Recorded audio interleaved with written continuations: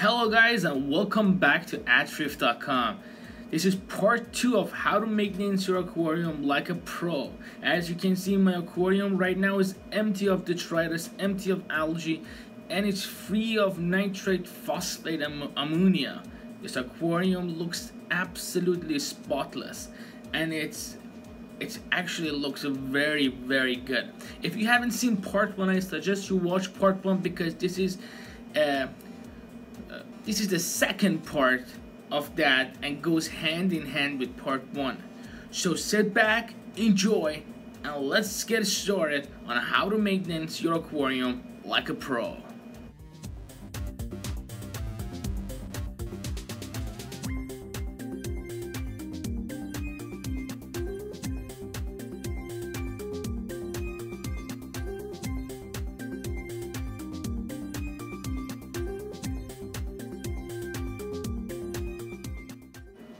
One of the most important things that we neglect to clean is our filter socks that can build up a lot of unwanted nutrients, and then they can release a lot of nitrate and phosphate to our tank. So it's very important that we clean our filter socks, if not every 3 days, at least once a week. This is a process that I do at least once a week, and I clean my filter socks. Now, the reason that this video is 2-part is because the main thing that I want to let you guys know is that you don't want to change your water and change your filter at the same time. It might not have that much of an effect, but doing so will take away a lot of good stuff from your tank. Even though you're doing a good thing by cleaning it and changing it, you don't want to do it at the same time. So what I do is that I change my water, and the next day I change my water on Saturday, and on Sunday I do my filter socks and some other cleaning.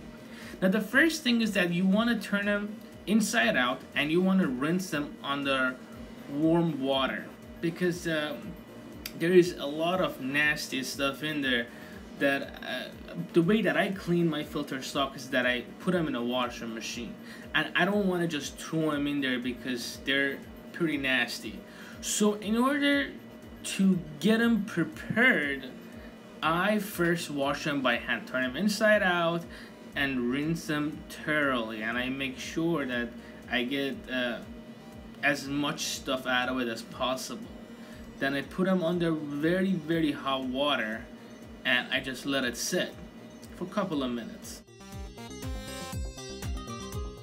Now, another thing that you can do is you could purchase another set of filter socks and swap them. Like every week or every time you do change your filter socks, you put down the new one, you take out the old one, you take your time on it, you clean it, and then the next time you do your water change, you swap it. That way it's ready. So, but I don't have another filter stock set of filter socks, but I have ordered mine, and they are coming soon. That way it's gonna be a little bit more easy on me. I don't have to do everything at the same time on the same day, because it gets kind of exhausting, because there's a lot of step to it. And if you want to be successful, I mean, you don't have to do this stuff, but these are minor stuff that could have extreme effect on your tank, especially when you have small aquarium. You want to make sure to clean everything in your aquarium, whatever you have, and try to get all the detritus out of it. This is the main goal, to rinse them, get every large particle out there, and just make them really look. Every time I tap, look how much gunk comes out of it. And you don't want this in your system. You want to remove as much unwanted detritus out of your aquarium, out of your system as possible.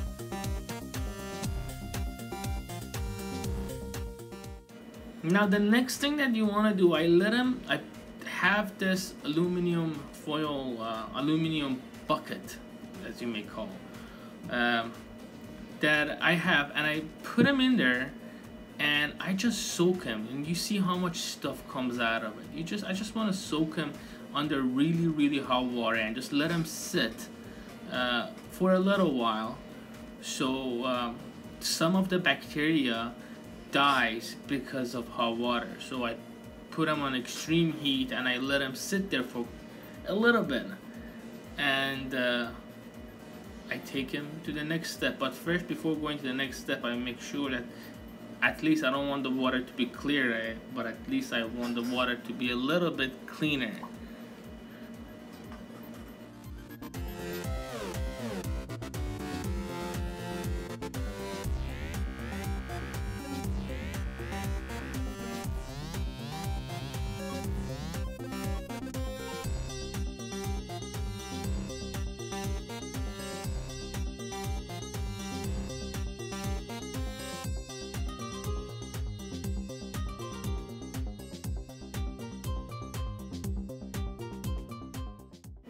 Now, before leaving the sink, I want to let you guys know that this stuff from your tank, they are very dirty, and they have a lot of bacteria, and they have a lot of stuff that you don't want in your sink. So my recommendation is that if you have a separate sink that you clean your fish tank material with, it fantastic. If not, get some bleach.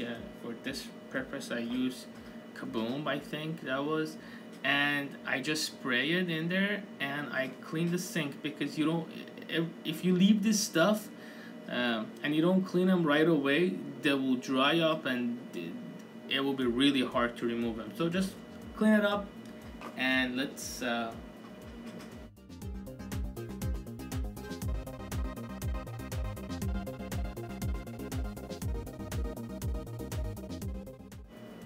and as you can see, the sink looks spotless and fantastic. Now, going to the next step, as you saw, I had my filter socks in there, so I'm gonna add some vinegar to this and let this solution sit for about 4 to 5 hours. Or if you don't want to use vinegar, you could use citric acid from Tunzi. They have it and it works great. You just take some and you pour it in there and you just let it sit for a couple of hours. This will help get everything off of there and makes it a little bit cleaner. And you don't have to again do this, these are overkill, but I like to do this every now and then to make sure I take all the bad stuff and all the unwanted stuff out of my filter socks. And I just let it sit there for a couple of hours.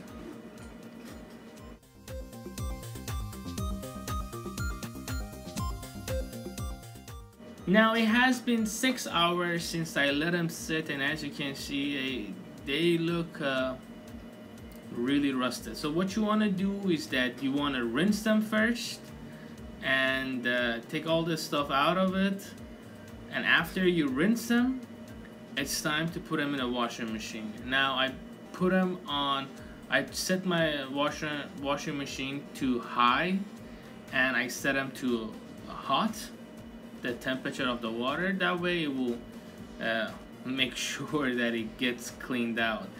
And it takes some time, but it's worth waiting for it, because it does a pretty good job on cleaning the filter socks. Now that the process is finished, you could look at them, and they look absolutely spotless. These filter socks, they look I mean, they don't look brand new, but they look very clean.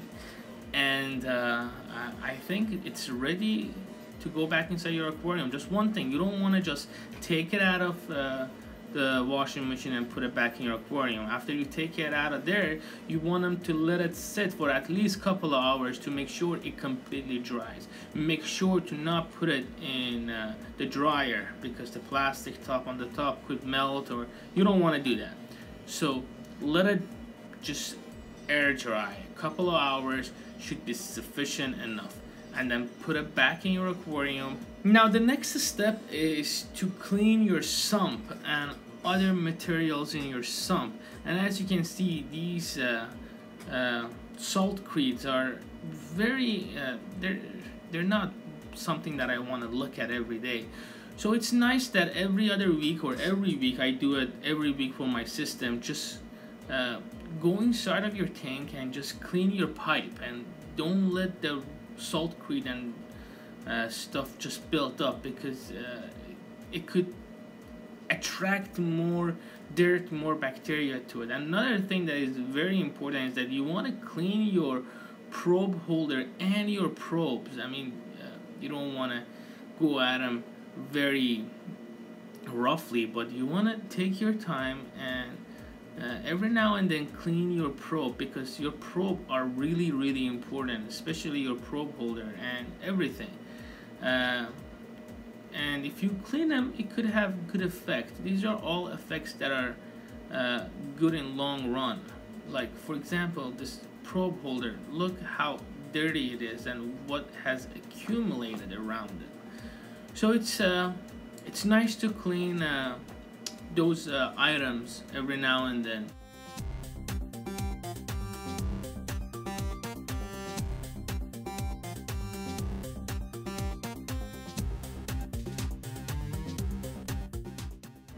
And of course, I clean the wall of my aquarium, the acrylic, the inside and outside, at least once a week, or every time that I go to my tank. I just try to clean it. The reason that it's so dirty and messy right now is because I neglected my aquarium. If you watch part 1 of this series, you know by now that I have neglected my aquarium for the purpose of this video. And so you want to just go back in there, clean the sump, clean inside, and that way it just looks sharper and your field of view is much better, so you could detect if something is out of it's not right. If something's not right, this way you could know right away that this is not right. But if you neglect it, it's gonna build up, and over time your sump will be a mess and you have no clue as of what's going on inside your sump. But if you clean and keep everything nice and tight, and everything, give everything its own place, you know that you're gonna find out if there is the smallest thing that is out of ordinary, and you will figure it out right away. So keep it clean, and make sure to do your maintenance. You don't have to do these again, but I recommend them if you want to keep a healthy aquarium that is reliable, to keep them clean and know exactly where everything is.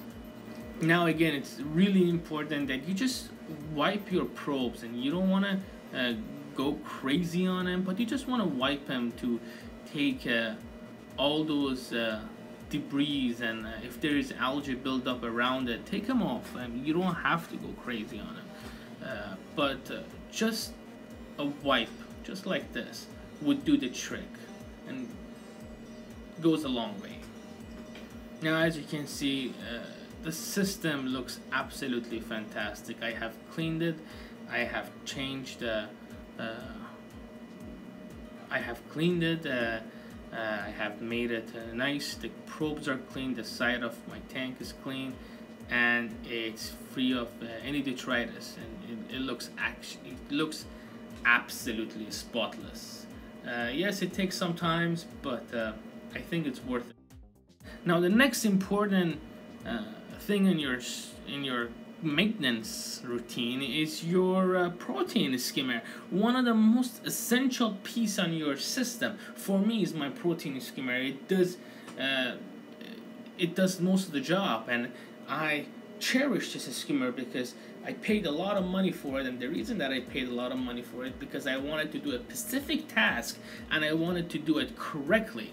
Now if you pay a lot of money for your skimmer and you neglect your skimmer, it's not gonna work. So the best thing is that to do your skimmer's maintenance. And as you can see, I take my scrubber and I take it in there and I clean the side of my protein skimmer because I want it to do its job, and it's not gonna do its job if you don't do the maintenance. So I recommend cleaning your protein skimmer at least once every other week or once a week. I clean my skimmer once a week, and I clean the head at least 3 days in a row or every other day if it's built up. I don't let it overbuild or over come its place, and I keep it clean and neat. And again, these steps, if you take them accordingly, it could have a lot of positive effect, not in a short run but in a long run. And then you have to keep up with this from the beginning. Now if you have neglected your aquarium and your maintenance, I recommend keeping up with it and doing it right, because it goes a long way. Now the head of the skimmer is clean, everything is clean, the water has been changed, the aquarium looks absolutely flawless. I cleaned the side of the acrylic on my sump, I cleaned my power head, I have cleaned everything. As if you saw the first video, that you know the step that you have to take. There is a lot of step.